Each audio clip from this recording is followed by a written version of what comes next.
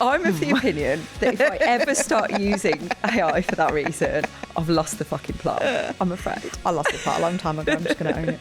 When actually the world is crying out for the personal part, the human bit, connection bit. Everything always overlaps. Everything always interlinks with everything.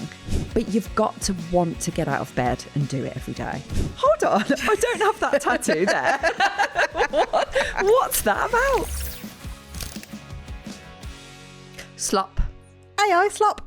This is what we're talking about today. We saw some AI slop on the way here. Oh, we did. We saw signage in a car park. POS signage. A POS signage with AI shit on it. It's just awful. It is. It's always got like a dramatic sky on an AI poster, hasn't it? It's like, why? It's got a dramatic sky, yeah. And it's shit bag. And it's always got, I can see it visually in my head now. Like say if you're putting on a, I don't know, a workshop, let's say, or something. It's always broken down into like 3 little boxes along the bottom, and it's all got the same amount of bullet points in each one. Yep. And then it's very busy. It is very busy. There's so much on there. There is a lot of information. Yeah. And you're right, like dramatic. Everything's just a bit OTT on it. I don't like it at all. So, I mean, the reason we're bringing this up is more and more of us are using AI now. I'm still really pro AI if you can use it as a strategic thinking partner. But to just produce... we need to thank Kate Hendry for the term of AI slop, don't we? Yeah, we do. I think we should run an experiment. Let's do some AI slop visuals for CPA and see if people notice. See if they go like, girls, what's going on? I mean, yeah. Because I think you'd see a huge, like, you'd know straight away. Oh, God, yeah. Yeah, absolutely. AI flamingos everywhere. Yeah. I mean, yeah. Although, sod's law, the flamingos would probably work out pretty well. They'll probably be better than our flamingos, yeah. Yeah, but it's, I think this all comes down to you not knowing who you are enough. Well, yeah, because and I think, right, if we all looked at it, we'd go, yeah, it's a bit generic, it's a bit shit. And yet a lot of us are still using it. Yep. So why?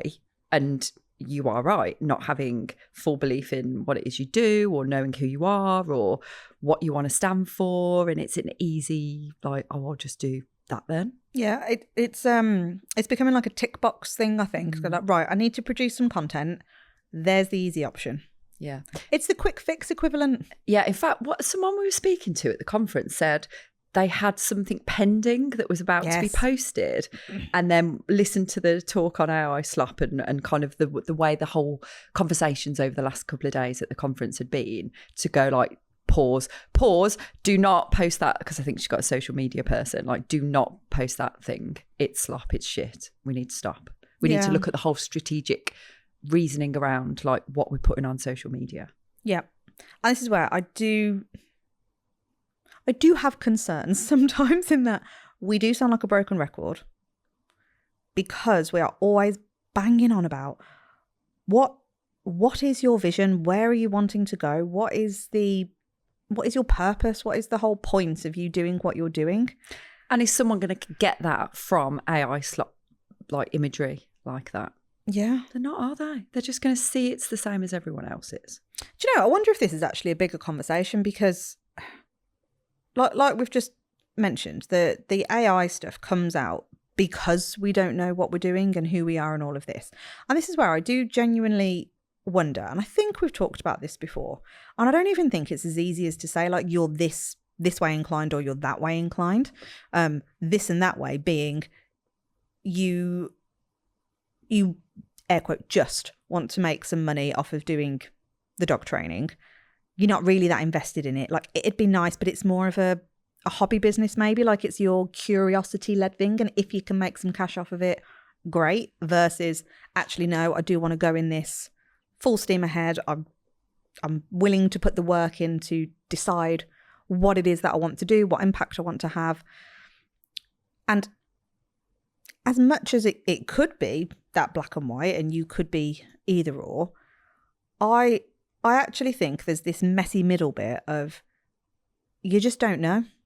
You don't know either which one you're leaning more towards because you haven't necessarily thought about it. You've become that accidental business owner. Yeah, but why should that purpose and passion and all that stuff be lesser because you aren't invested full time in the business? For me, I'm like, if you're going to do it, even if you're doing it on the side, it should be everything that you believe anyway, shouldn't it? Yeah, I do struggle with this because I can understand it. I think there are some brains out there that will look at an opportunity to go, do you know what? I kind of enjoy that. I can make some money off of it. And it doesn't mean I have to be all in, passion led. It's the thing that I'm going to die on that hill type of thing. It is purely a means to an end of, I need to make some cash. I don't want to work for anybody else. If I'm going to work for myself, I'd rather do something that I enjoy. And therefore the AI slop is justified. Yeah, almost. And again, I think it's a hard one because I think there is this messy middle. There is this grey area of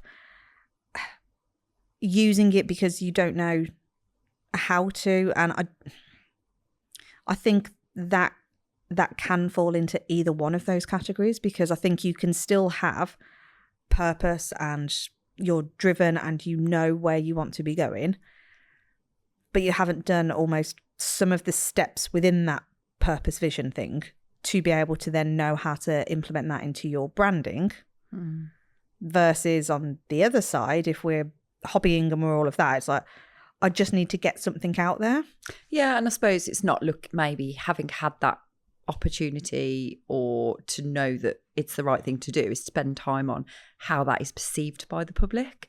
And I think in those earlier days, you probably could have got away with it looking more professional and looking a bit different from what others were doing. And now it's become the norm. And I think the public are seeing through it. And I think very much it's going to dip that trust rather than build that trust. And I think the more you can understand how it's perceived and the more that you can figure it out, like take yourself out of it and just look at yourself as a consumer in any way, shape or form and go like, how would that make you feel really? To see that, and also to see lots of other businesses doing similar, not necessarily identical, but really similar kinds of, I don't know, images, visuals, whatever. And I don't even get into the content like around it as well, because we haven't even touched on that yet. But this is literally, we're just saying about those kind of, those images, like almost a bit cartoony, but kind of real life cartoony things. And I think that's part of the problem, if I'm honest. I don't think people have stopped and delved into that enough. They've just jumped on a bandwagon that seems to be circulating and out there. Oh, I'll do that because that looks a good option. That looks a bit profesh. That looks like it takes me out of it, but for a good reason. Like they're just looking at the business part rather than the personal part, when actually the world is crying out for the personal part, the human bit, the connection bit. And without realising, we're taking all that away. Yeah, there's I think there's so much wrapped up in this, because you could also look at it in feeling like you're being left behind because everybody else is doing it. Yeah, absolutely. So actually, am I missing a trick here? Yeah. By not jumping on the bandwagon, I'm going to... Is this what I should be doing? Yeah. And I get that as well. I get it. Because then it's like, well, yeah, actually. And I suppose, again, like thinking about it logically and emotionally, sole traders, which is a good majority of us out there, we haven't got a team. We haven't got the cash to invest in a team or an agency or a social media manager or whatever it may be.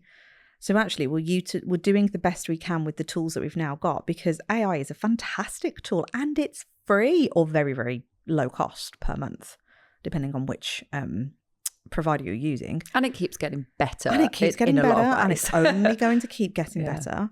So we've now got access to these incredible resources that we've never had before. And if you liken it, I suppose, to like late 2000s when social media came about, it was that, we can start using this for business stuff. This is going to be helpful. This free.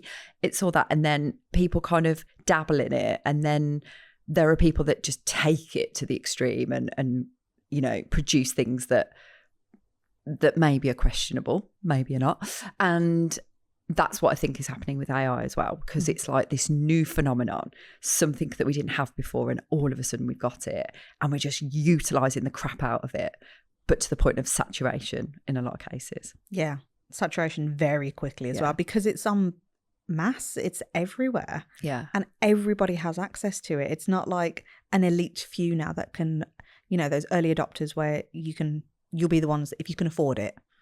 It's accessible. Yeah. I tell you what, give me a lesson in this, because I don't even know. If I wanted to come up with one of those, what we talked about earlier, those kind of dramatic like backgrounds and the three things at the bottom. So you've got one main sort of image, I suppose. Then you've got like three things at the bottom, like could have like bullet points in or whatever it is. Yeah. How do you even like produce something like that? Do you just describe what it is that you want and it comes up with it? Because I don't even know. So it'd be like, I'm always polite to Chatty. So I'm like, hi, Chatty. Here's what I need to put a Facebook post out there. So let's do a CBA example. Okay. Hey, Chatty. I want to advertise the upcoming CBA Live 2027. It is going to be over 2 days at the Village Hotel in Solihull, near Birmingham. You're doing a great little plug here, subliminally, you know. It's purposeful. Yeah, I know. It's good. It's a purposeful subliminal thing. Anyway, so do a post on Facebook with the dates, with the location. Here's an example image. I'm probably putting more into this now because I would provide it with images that we've already got. I would provide it with the brand colours that we've already got. Most people wouldn't do this. So are you saying people would just say put a dog on it or something? Or possibly not even that. It'd just be like, right, I'm a dog trainer. I've got to put a post out there to advertise classes or one-to-ones or workshop or whatever it is that you're trying to do. It's an event. Here's the dates. Here's the thing. This is how you buy the tickets. This is how much it is. Whatever. Bang. And it literally just produces, and it just that produce looking thing. Yeah. Wow. So yeah, let's do a CBA version. You don't have to put much into it to get something out of it. Darren's actually better at the image prompts than I, because I don't use it much for. Well, I don't use it at all for image. I'll use it as a strategic thinking partner. So for an image prompt then, I'm guessing the more information you give it, the better. You can get better. So one of my, I might invite her onto the podcast actually. So she specialises in AI now. She's one of my old bosses when I worked at ITG. And she did a post on LinkedIn recently of, if you put a crap prompt in, like a bare minimum thing, and I think she just did the description of, give me a picture of a woman in her, I don't know, like mid-40s or something, and it was just top line information, and you got an image, and it was a shit image. And then she gave an example of, if you prompt it correctly and go like, right, give me an image of a woman in her mid-40s, so she's actually around, more specifically, 45, 46, this is her life experience, this is this, all of that stuff. And the image was brilliant. Oh, right. It looked like a photographer had taken it. So it's all about how much information you put into it. And this is where I think a lot of us, and this is why I keep bringing it back to, like, we need to know the equivalent of that postcode that we're plugging in for our business, because if you don't know that information, it's really hard for anybody to be able to help you. And this is where, kind of taking it off on a tangent, I know so many people that want business support and want business help, and they'll invest in marketing agencies, and they'll invest in social media managers, and they'll invest in seemingly the things that are going to help them generate the inquiries, when actually, even if you invest in all of those services, it's not that the service isn't a good service, it's that you haven't got enough information to be able to make that service work well enough for you. And I know this because A, my entire background from age 17 has been in marketing. And B, I still made the same fucking mistake, even after 14 years in marketing. And I went and did this myself, got an agency on board, and they're like, what do you want? So I ended up with generic shit. And it was just a picture of me with a dog and a little like splodge across the top with my logo and a little bit of copy because they had nothing to work on. And I'm there getting really pissed off at the agency, going like, this looks shit. Why isn't it good enough? It all looks the same. And they're like, I don't know what you want me, like. Their brief was shit. Yeah, the brief was shit. The output was shit. The brief was shit. Yeah. And it's because I didn't have an identity. I was like, I'm a dog trainer. Well, and this is and where I want to get information out. Even a marketing agency would want to do some strategy with you around it, because if you don't know who you are, if you don't know who you're targeting, if you don't know what you stand for, if you don't know how you help people, what's the outcome, what's the result, you can't put decent stuff out. Nope. It's not going to work, is it? So for us, this is where just strategy comes in with everything. You can't do it without it, really. And so many of us, so many dog trainers are trying to operate a business without any strategy. Yeah. And then complaining that all the things don't work, all the puzzle pieces don't fit together. And that's because strategy is the missing pieces. It links everything together. Yeah. I think it's I was going to say something else then. So our Peter, who works for us, did some... Our Peter? Our Peter. No, I was going to say something else. So put like a full stop, our, and then a full stop. Peter, who works for us, he did... I didn't realise this, but he did something and it had some AI images I know where you're going. And I didn't. Like, this is how fucking good it can be. Because I didn't notice it at first. And then I looked at myself and was like, hold on, I don't have that tattoo there. What's that about? We had extra tattoos. We had extra tattoos and tattoos that had moved around the body in different places slightly. In fact, I think I'd got one on my forearm and I don't have one on my forearm. So I was like, what's going on? My Wolfie one that I've got on my forearm was completely different. I think that it blended our tattoos together somehow. So I think I had one a bit like yours there, which I haven't got one there, and you'd got some of mine in yours. And it was only when I looked at my skin and was like, fucking hell, I look good in that picture. Like, where's my wrinkles gone? I've got smooth skin. And then I was like, Joe, is this like an AI image? You were like, yeah. I was like, don't like it. I don't like it. As soon as I saw that image, I was like, we've never sat like that for a photo. We were all posy and poised, and I was like, and I knew that was the first flag, then the tattoos. Because I knew that those particular outfits we were in as well. I was like, we didn't sit and pose. We were at the awards. Yeah, when we got those that was not taken. Yeah, so it is bloody clever. It's really clever, and it's only like me. I had to figure out it's not me myself. There were only a couple of red flags, so. You know, it is easy to get sucked in by this stuff, isn't it? Yeah. And go, oh, I like the fact that I've got less wrinkles there. Let's do more. But then I was like, immediately my thought went to, that's disingenuous, that is, because then if someone sees me... Someone sees you, they're like, hold on a sec. You're a lot older than that don't equate to that. Like, it's this whole thing about, you know, when you're a dog trainer and you just live in leggings and like scruffs and don't put any makeup on, and then people see you outside of it and go like, oh, I'd rather it be that way round than if I looked all made up every day and then people just go like, ugh. You know what I mean? Yeah. Does that make sense? Mm-hmm. Yeah. But no,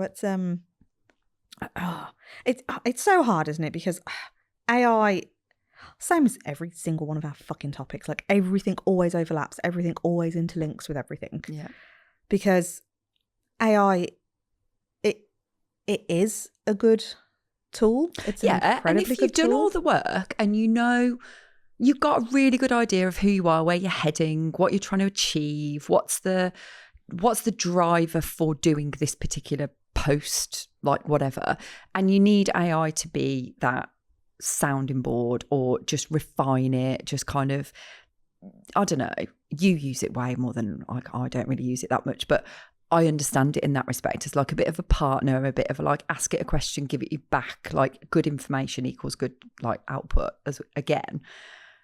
But that means you have to know, have done all that pre-work first. And that's the only way it's going to be successful. Yeah. Yeah.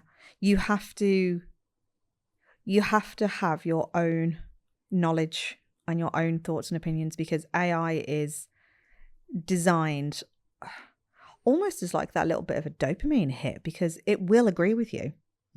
It will falsify information to make you like it almost, and to give you that feel good factor of yay.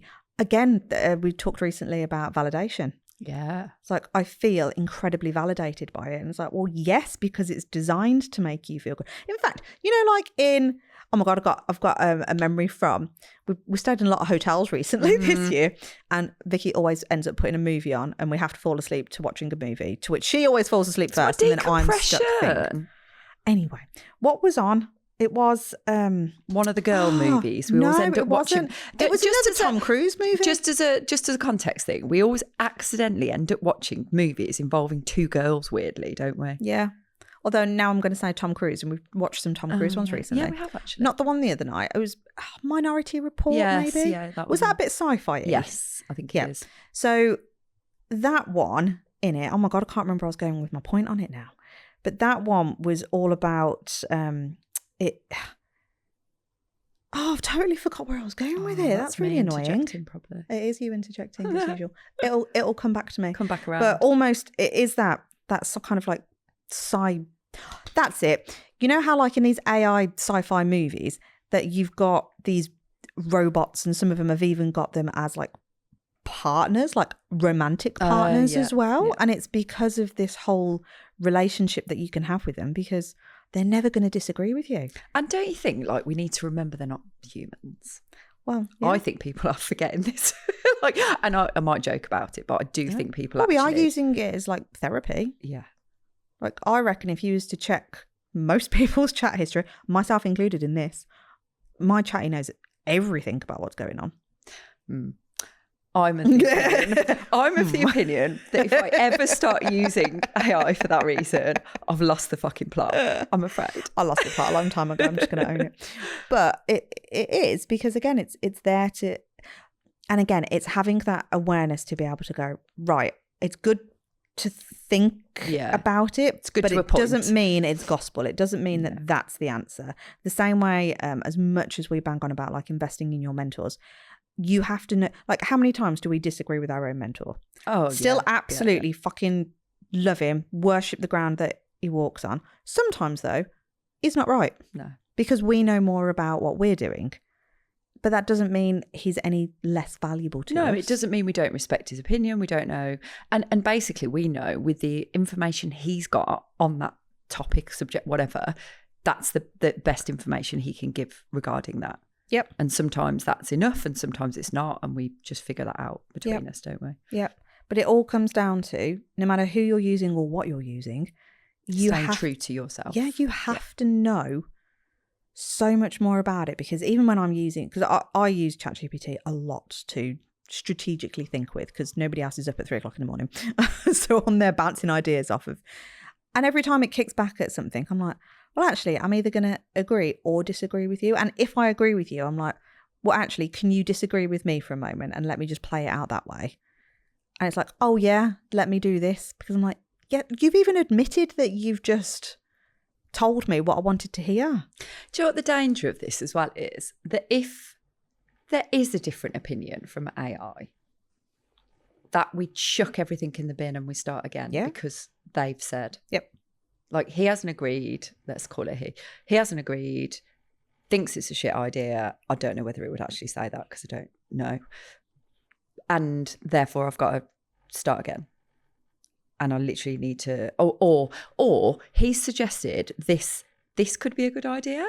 So I'm going to include that now, when that was never on that person's radar. That was never it just wasn't there before. And suddenly we think it's a good idea because Chatty said. Yeah. This depends on how you're using it. Depends on how, kind of like what questions you're asking. Because I suppose, and again, it's hard because I don't use it that way, but I would imagine there is a high percentage of people out there going, what should I do? Yeah. Here's my predicament. What should I do? And then that AI will give you an answer based on either your history with it, so what it thinks it knows about you, and again, it can get it wrong. So I'm using AI at the moment to help me write my. So I've got to submit an annual review for Clay for his home education year to the council. And it's a good starting point. Starting point. Yeah. But even that's got confused because I've used it for other stuff in there, and it's blending stuff I've talked about with Hudson into Clay's one. And I'm like, you've gone off on a tangent here using information that I haven't asked you to use. But because at least I know it, I'm like, right, I will ignore that and I'll tell it off. And like, stop being a twat. Don't use that. Use this. It sounds like a child you need to keep on top of. It is. To me. Yeah. Sounds like a lot of hard work. Yeah. And like I say, it's an easy distraction for a lot of people, I think. And it's all very, very dependent on how confident you are in yourself, how much knowledge you have, because I think I saw something recently as well that even 2 years ago, there was a big thing about, it's all about the quality of the prompts that you put in. It's the prompts. That's the only thing that's going to get you a good result. And now it's moved on again, as it would. And it's all about, well, actually, how much information does it know about you? And how much do you know about the information that you're putting in? Because you need to look at it the same way, like you and I having a conversation. It's like, well, actually, I'm going to disagree on some things. And here's the reason why I disagree. What do you think? And have that two-way conversation rather than you just agreeing with me. Yeah, and I know it has got a lot of positive points. The thing that I'm taking from all of this, really, with someone who doesn't really use it, is it where we want it to create clarity, it can actually create more confusion. Yep. And get you stuck in that loop of going, I've come to you for the answer. Like, what should I do with my business? What do I need to change? What do I need to leave? I don't know what kind of questions you might ask it, but you guys out there, if you use it, you'll know. And then it goes, oh, you could do this, or you could do that, or blah, blah, blah. And like you say, because based on those factors, it might not have enough information. It might be pulling other stuff in. You end up going, well, I'm even more overwhelmed now. Yep. And I'll keep going around in this loop of never making a decision anyway. So I've looked on social media, I've looked on YouTube, I've asked Chatty, and you're even in a worse position than when you started. Mm-hmm. And this is what concerns me, is that it actually creates more confusion. Yeah. And there's more and more evidence coming out now that search engines are declining because everybody's using AI as a search engine. But the AI, like Google, whatever it's called and stuff, their AI bit is taking over from the Google organic stuff, isn't it, that's coming up? Yep. So you're not going to see that stuff anymore. You're going to see all that AI stuff at the top, which again could be useful. Like I do that sometimes. When I Google and it comes up with the AI, what's it called? The Google thingy. Yeah, I know what you mean. You know what I mean? That bit at the top. And then sometimes there isn't enough of that AI to give you the answer there, and it just jumps to the underneath bits. But very often now that bit's getting bigger, and that will take over like the whole of that search ability on Google, won't it? Yeah. And this is where, like, you know, kind of like bringing it back full circle, there will be a percentage of people out there, I think, who will be thinking, I'm going to be out of a job. Whether you're a trainer or, you know, maybe it's nothing to do with job, maybe it's like other industries, there are definitely this percentage of I'm going to lose my job because AI is going to be able to take over it. So if we're already thinking that, yet we're using it to produce our content, why would the consumer trust you? Because the consumer, every time we're producing generic shit that just goes out there, to the consumer, they're like, why would I not just go direct to source? You don't have an opinion. You don't seem to have any experience because you're not portraying that. You're not sharing that information. If you're trying to, it's not coming across very well because it's the generic shit that's going out there. And this is where I feel really, I was going to say really sorry for people. That sounds really patronizing and I don't mean it like that. But I can feel how hard it is when, you know, you're not naturally a copywriter and you're not naturally a content creator and you're not naturally any of these things. I definitely do not put myself, or you actually, into that category of we're not natural in any of those senses. But because we are on this journey and we know who we are, for the most part. We're still figuring loads of stuff out. We're always going to grow. We're always going to evolve. That almost becomes the content in itself. Yeah, yeah. And it doesn't have to be this polished perfection stuff that we sometimes think it has to be. And actually, the more honest and open and vulnerable you can be, hold your hands up to mistakes. Like, this is what we've always done. And whenever we do that, people always come to us and say, thank you for doing that. And again, it gives them the validation and them the, I don't know, like, ability to do the same in some cases. To go like, you've inspired me to actually just say, fuck it. Like, tell people what's going on, show people what's underneath. And that's the biggest thing that's ever going to build trust. If you show your fuck ups as well as your brilliant stuff. Like, this client came to me with this problem. I've got to be honest. I thought I was doing them a really good, like, I thought I was doing a good job. And I realised, like, maybe I wasn't. So I did this to try and make sure that I was. Or in the early days of my career, this is how I used to do stuff. Like, and actually I thought that was the best way of doing it. And I've learned that this was the other way. It doesn't mean that that was shit. It just means that was the point on the journey I was on. And you know, when you hear stuff like that or read stuff like that, that's the thing that connects with people more than any of this AI shit, all the stuff that's just coming out from everyone else. You and your journey, your story, the process you've gone through, the downs, more so the downs than the ups. People love hearing about the downs because they can connect to the downs. Not because they want you to fail, not because they go, ha, look at her, like she's going through this thing at the moment or been through it recently. They are like, fuck, they're a human being going through shit just like me.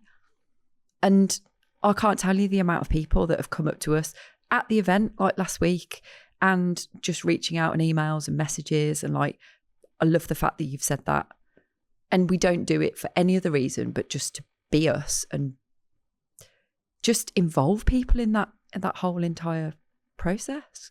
Because why would you not? You want people to understand the reasons you do it, the reasons you got it wrong, and what you're doing to rectify it. That's it. That's the reason we do it. Yeah. And AI just can't do that. It can't.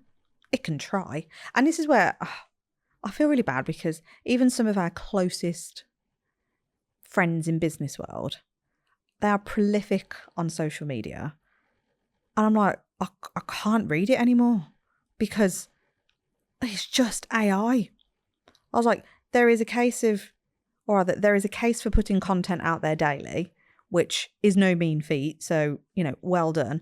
But also, oh my God, like, I can't tell if it's your opinion or not anymore because it's just, and you can tell because it's all these spaced out words, it's line by line, it's like really short sentences. It's not because blah, blah, blah, not because blah, blah, blah. I'm like, oh God, I'm sick to death of reading it.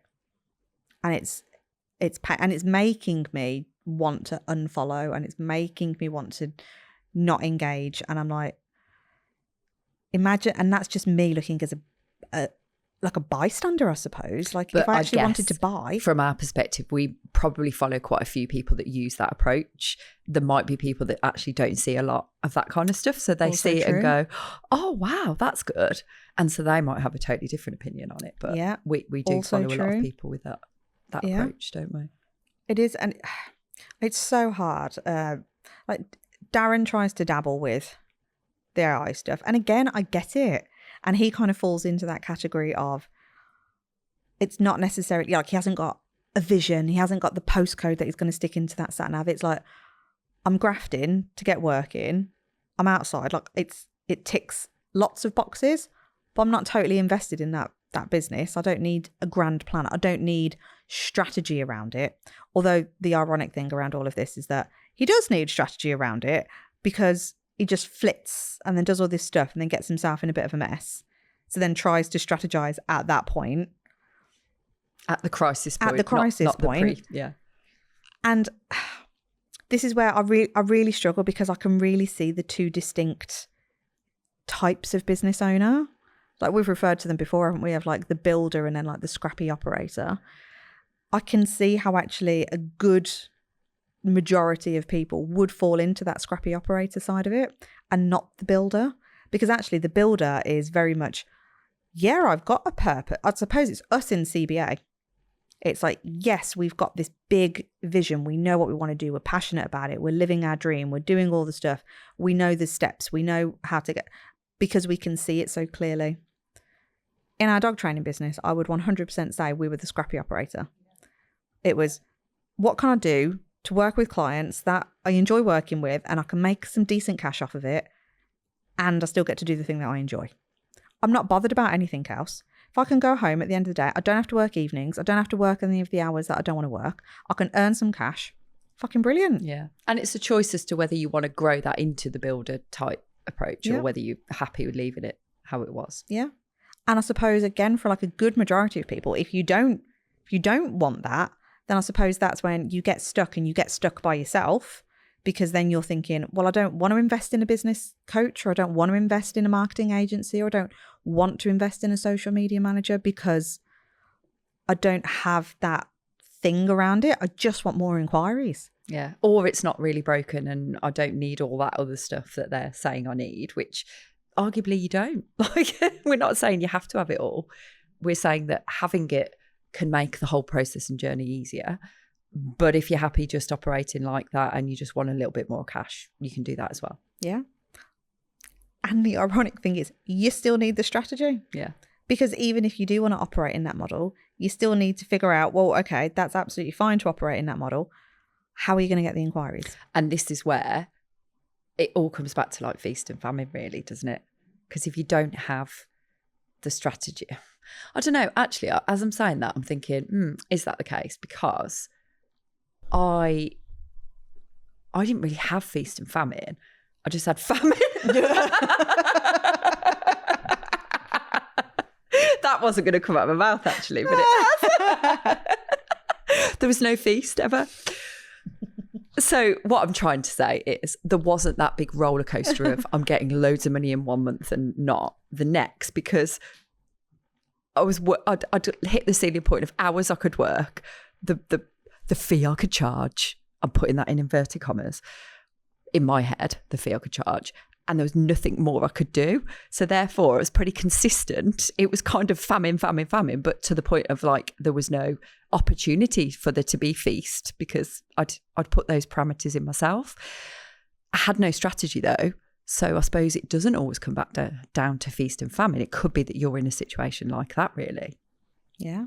It's just knowing what to do, isn't it? Yeah. And again, telling ourselves things like, and I suppose this is where all of us end up, I'm not even going to call it a mistake, because I do think for a lot of brains out there, you kind of have to try these things yourself, don't you? Yeah. Like, it's one of those things. I always remember when I was pregnant with Clay, and of course you get all the advice then on what pregnancy is going to be like, what the birth's going to be like, what the first few weeks is going to be like. Whether you should breastfeed or not, or all the stuff, yeah. I imagine. All the stuff on like, oh my God, like you're never going to get any sleep ever again. And my brain's like... paint the worst possible picture. Yeah. And my brain's like, fuck you, I don't care. Like, I don't believe you, basically. That's your story. That doesn't mean it has to be mine. But we're always told these things, a bit like, you know, we all say as dog trainers, wouldn't it be amazing if people would come to us for preventative stuff, like, and people come to us for the puppy stuff before it's even a problem? It's never going to happen, because somebody always has to have the pain point there in order to be able to want to do something. And really the only reason they might do that is because they've not done it before and realise the advantages of doing that next time. And it's still pain that's been experienced before. It's experience all the time. So you can't ever like just take that for granted, that that's not going to happen. And that's where, you know, and again, I've done this myself. I've told myself I need more inquiries. So actually, I'm going to go and invest in an agency, and I'm going to invest in adverts, and I'm going to get them to do all the stuff. And it kind of works, and it kind of does a job. But in order for it to do a really fucking good job, that's where knowing where you want to go is actually really helpful. Yeah, and I think it can do the job. But is it going to be sustainable? Is it going to properly fix it? And I guess a little bit like, let's bring it back to dog training. You could just work on the symptom and you could just make that better for the time being. But there's probably always going to be a root cause to it. And unless you work on that root cause, look at the business as a whole, pick it apart, however deep you want to go with that, by the way, you can just do it lightly, or you could really go, fuck this, I'm going to pull it all apart and like, don't know, like I did, basically, just fuck it all out the window and start again kind of thing. You can do that if you want as well. But either way, there has to be some level of depth on this, because otherwise you are just going to you're never going to fix the real root cause. How much do we bang on about this with dogs? We don't do it with business. Yep. And this is where AI comes in, because then we're using AI to help us plug the gaps and symptoms again. No. Yep. I don't really know where you end up on that, because it's great, it's not great, it's all of the above. It's in summary, I don't think there is one thing you can say really. Like, there are pros, there are cons, there are basically, just don't fucking use it for generic shit like those images and stuff. Like, it just doesn't help anyone. I think if you're going to start anywhere, start working on your business. Like, figure out, who do you want to be working with? What are you really fucking awesome at? Where do you see your business in a few years' time? Like, if you start answering some of these questions, start asking yourself better questions, not how do I get more inquiries? It's like, why haven't I got any inquiries? Why haven't I got enough inquiries? Like, flip the script and really start diagnosing. Look at your business holistically. Yeah, and like, no one knows you like you, even Chatty, even the people you've built this relationship with, people in real life, people on very digital, whatever, they don't know you like you know yourself. So if you say, what should I be doing? How do they fucking know? You know what you should be doing and what you shouldn't be doing. And you are only going to, I believe, you are only ever going to create something sustainable if you love it in some way. Now, I'm not saying it has to have the big vision and the big impact. Great if it does. But you've got to want to get out of bed and do it every day. Yeah. You've got to love your clients. You've got I think to it's love knowing it's all like a short-term business, isn't it? Yeah. If you're not in love with it. Yeah. Like, you can make it work, but you're still going to hit a point where you're like, oh, I'm done with this now. I'm done. Yeah. And that could be years. That could be a 10-year stint. Yeah. Hell, we all do it in employment. Yeah. You all do that and we don't always love it. Well, yeah, because how many jobs? Like, I've gone for jobs before going, I'd do that for a couple of years and then move on to another thing. Like, I've already got that in my head before I've even got the job, applied for the job. It'd be a good stepping stone, that would be. I'm not even looking at like I'm invested in that job. To me, actually, this is kind of like the daft thing in some ways, because we always want to, I'll say always, it's conditioning again, I feel, in that you get a job. It's got a bit better over the last several years now, but it used to be, didn't it? It's like, you get a job, you're in it for life, it pays you a good pension, then you live your life after you've worked like 60 years. Boom, there you go. Go live now. Then it became more acceptable to flit between jobs. Like, it was okay. Then in the background, you've got this weird group of people, this like cult group of people that are going against the norm and trying to earn money for themselves, and it's the rise of the entrepreneur. And the thing I struggle with is, we've already made the hard decision to go and be the entrepreneur. Why would we not want to love it? Because employment is actually a lot easier in that respect. You've got safety from consistent income. You may not enjoy it, but a lot of us are treating our businesses like a job. An employed job, yeah. And for me, that's just a trap of that. That's the trap. Yeah. And I just think it's really sad when actually, because the daft thing is, you choose to leave or not go down the employed route because you want more freedom. Yeah. You'll work fucking harder for yourself than you would do for anybody else. Absolutely. You'll work more hours. You will give up more stuff to go and work for yourself. So it's funny how we have this romantic view of being self-employed, isn't it? Yeah. Oh, the freedom. Oh, I can work my own hours. I saw every fucking hour? I saw a quote the other day, and I'm totally going to butcher it, but it was almost like, I've given up the 40-hour work week job to go and work 80 hours for myself. So yeah, I'd say that's fair. That's accurate. Quite accurate, isn't it? Yeah. Oh. So if you don't love it, then I think it's got to come. There are different scales of love, but I think there has to be something attached there, because otherwise it's never gonna be sustainable. Yeah, and again, like you'll just work another type of job for however many years, or you'll be just looking for the thing constantly. Yeah, because it hasn't fulfilled you. It hasn't hit the nail on the head with what you thought it would. So you'll just be like, oh, I'm doing this thing. I'm going through the motions. It feels like a chore, but really there's something else, but I don't know what that thing is. Yeah. And I think when people are in that position, they've made the leap, they've gone self-employed, they're doing the thing they said they would do, validation here, there and everywhere, but they're truly not happy still. And to quote Gordon Bircham, like, there's not enough happiness in this world. Like, might sound cheesy.